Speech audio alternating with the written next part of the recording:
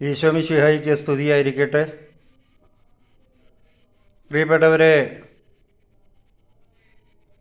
നാം ഓരോരുത്തരും ലോകരക്ഷകനായ ഏകരക്ഷകനായ യേശുക്രിസ്തുവിൻ്റെ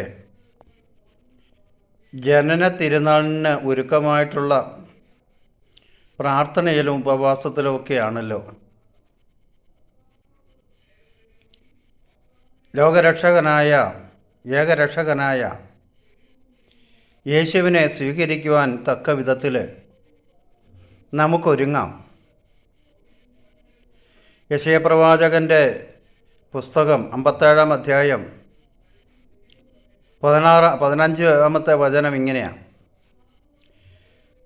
അനുതാപികളുടെ ഹൃദയത്തെയും വിനീതരുടെ ആത്മാവിനെയും നവീകരിക്കാൻ ഞാൻ അവരോട് കൂടെ വസിക്കുന്നു. പ്രിയപ്പെട്ടവരെ, ദൈവം നമ്മിലേക്ക് കടന്നു വരുവാൻ, എൻ്റെ ഹൃദയത്തിലേക്ക്, എൻ്റെ ജീവിതത്തിലേക്ക്, എൻ്റെ പ്രവർത്തന പദങ്ങളിലേക്ക് ദൈവസാന്നിധ്യം കടന്നു വരുവാൻ ഞാൻ എളിമയുള്ളവനായിരിക്കണം, അനുതാപമുള്ളവനായിരിക്കണം എന്ന് ദൈവം നമ്മോട് അരുളി ചെയ്യുകയാണ്. എങ്ങനെ അനുതപിക്കണം? എന്താണ് അനുതാപത്തിൻ്റെ ലക്ഷ്യം? ആരാണോ സകലത്തെയും സൃഷ്ടിച്ചത്, സംരക്ഷിച്ച് പരിപാലിക്കുന്നത്, ആ ദൈവസന്നിധിയിൽ നാം അകന്ന നിമിഷങ്ങളാണ് പാപം. ദൈവത്തെ മറന്നുകൊണ്ട് ലോകത്തെ സ്നേഹിച്ചതാണ് പാപം.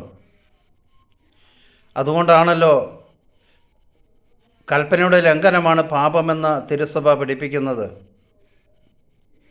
അപ്പോൾ ആ ദൈവത്തിൽ നിന്നും അകലുവാൻ കാണിച്ചതിൻ്റെ 10 ഇരട്ടി തീഷ്ണതയോടെ ദൈവസന്നിധിയിലേക്ക് കടന്നു വരുവാനുള്ള നമ്മുടെ ആഗ്രഹത്തിൻ്റെ ഒരു പ്രതിഫലനമാണ് അനുതാപം. അപ്പോൾ അനുതാപികളുടെ ഹൃദയത്തെ യെശയ്യാപ്രവാചകൻ്റെ പുസ്തകം 66:3 ഇങ്ങനെ പറയുന്നത്: ആത്മാവിൽ എളിമയും അനുതാപവും എൻ്റെ വചനം കേൾക്കുമ്പോൾ വിറയ്ക്കുകയും ചെയ്യുന്നവനാണ് ഞാൻ കടാക്ഷിക്കുക. പ്രിയപ്പെട്ടവരെ, നമുക്ക് രക്ഷകനെ സ്വീകരിക്കത്തക്ക രീതിയിൽ നമ്മുടെ ഹൃദയത്തെ ഒന്ന് ഒരുക്കാം. നമ്മുടെ വ്യക്തി ജീവിതത്തെ, പ്രവർത്തന മണ്ഡലത്തെ എല്ലാം ഒന്ന് ആ ലക്ഷ്യം വെച്ചുകൊണ്ട്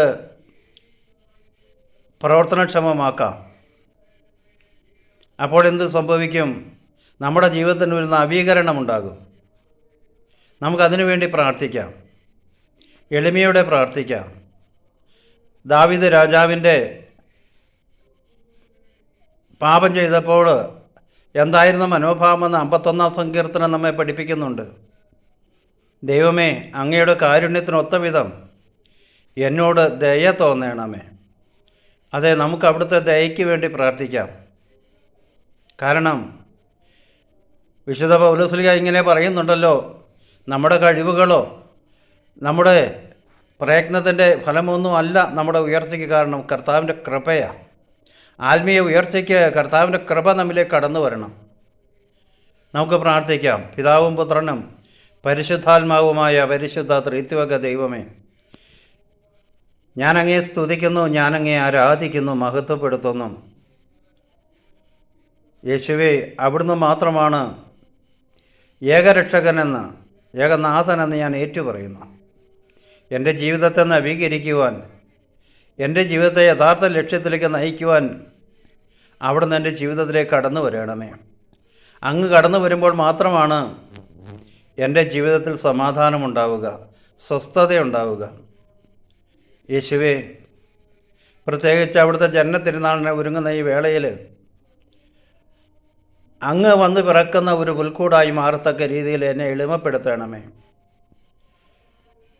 അനുതാപം കൊണ്ട് നിറയ്ക്കണമേ. എൻ്റെ കഴിഞ്ഞകാല ജീവിതത്തിൻ്റെ പോരായ്മകളിലേക്ക്, കുറവുകളിലേക്ക് അവിടുന്ന് കാരുണ്യപൂർവ്വം നോക്കണമേ.